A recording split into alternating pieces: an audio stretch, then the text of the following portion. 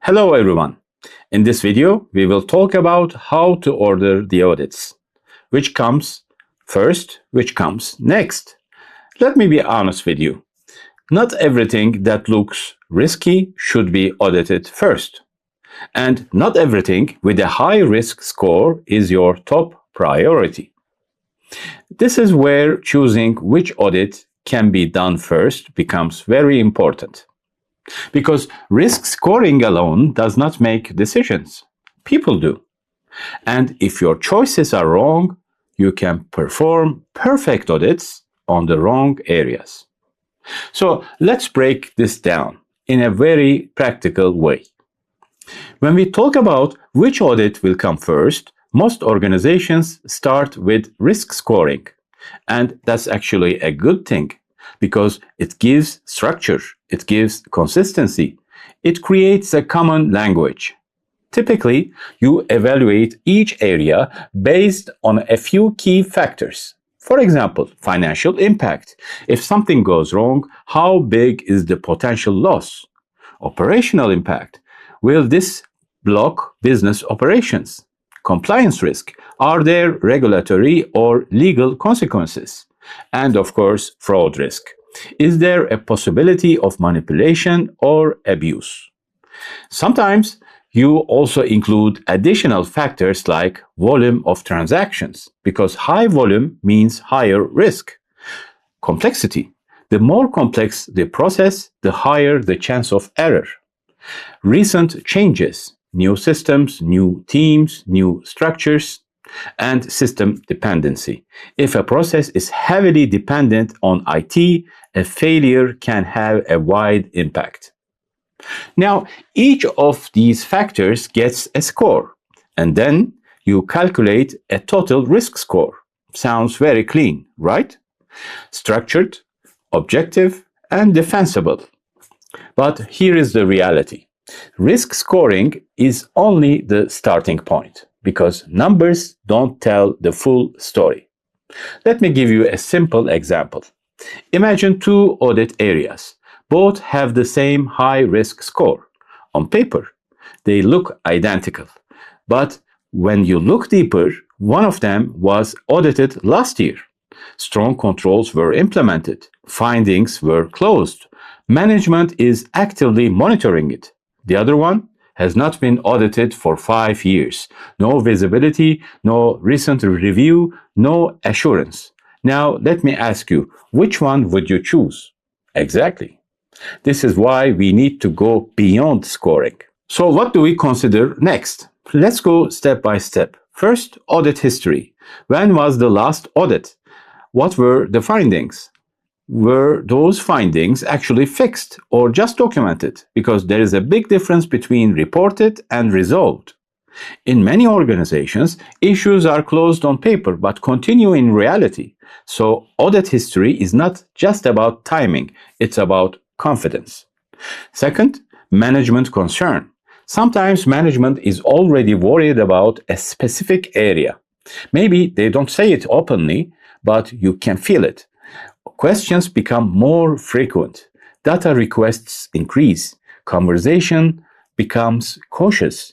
Ignoring that signal is not a good strategy because internal audit is not working in isolation.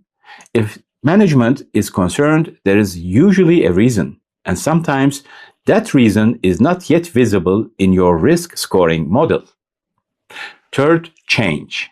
Change is one of the biggest risk drivers. New systems, new processes, new leadership, new markets. Every change creates uncertainty, and uncertainty creates risk. Let me give you a simple example. A company implements a new ERP system.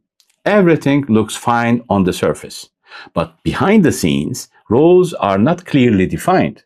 Access rights are not fully tested. Data migration has gaps. Your risk scoring model may still show medium risk. In reality, this is a high risk situation because change breaks control stability. Fourth, resource availability.